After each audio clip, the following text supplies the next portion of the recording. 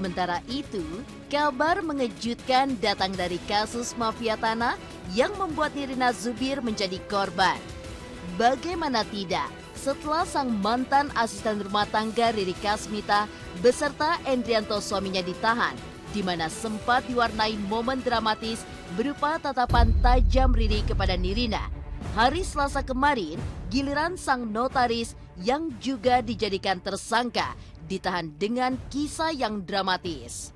Pasalnya, setelah berkali-kali mangkir dari panggilan pihak Polda Metro Jaya, Ina Rosyana pun dijemput paksa oleh pihak kepolisian.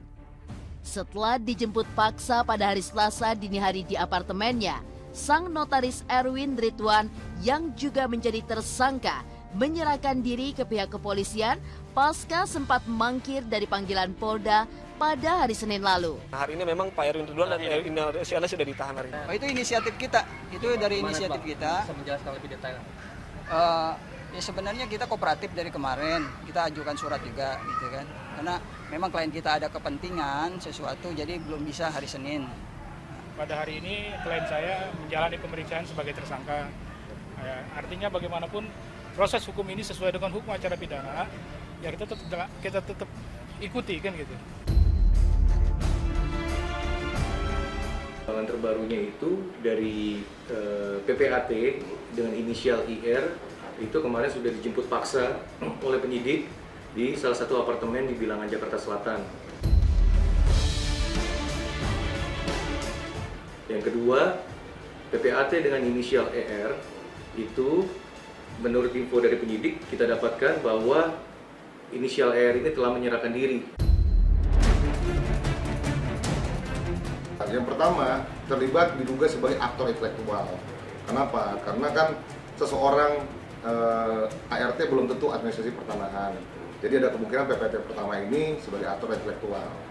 Nah, yang PPAT dua lainnya itu dianggap telah membantu melakukan karena proses pembuatan aktenya mengalami cacat yuridis.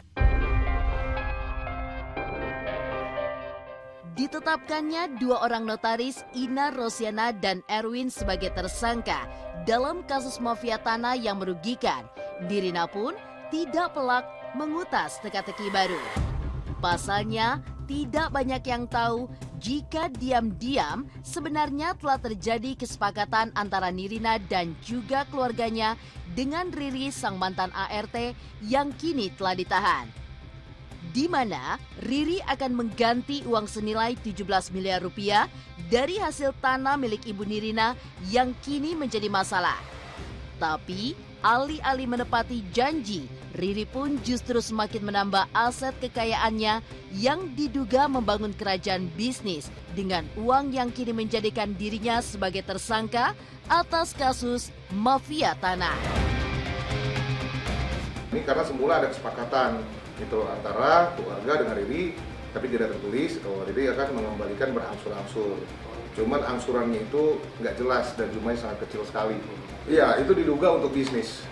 Dan ya kami harap sih dari pihak penyidik menelusuri itu loh kemana larinya uang tersebut. Karena begini, karena kerap kali terjadi ya kan si pelaku mafia tanah ini dia memartirkan dirinya.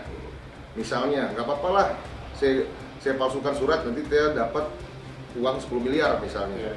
Kemudian dia udah hitung, paling lama di penjara 10 tahun. Nanti ajuin remisi segala macam, ya hitungannya per tahun dia dapat 1 miliar lebih. Itu loh, jadi ini penting dikenakan pencucian uangnya, payudara pencucian uangnya, ditelusuri uangnya sehingga di kemudian hari tidak ada orang yang mau memartirkan dirinya.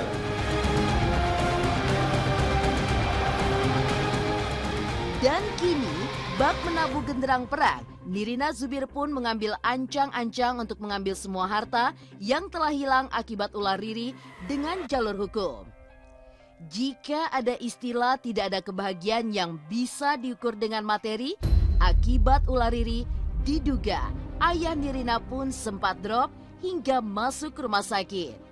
Karena sang ayah dikabarkan sedih memikirkan nasib Ibu Nirina yang berpulang ke Rahmatullah dengan setumpuk kesedihan akibat ulah Riri, sang mantan asisten. Hal ini pun yang membuat Nirina menangis sedih dan juga sakit hati. Saya juga sebenarnya dari awal tadinya nggak pengen gitu ya terlalu melibatkan bapak saya yang sudah 82 tahun gitu kan.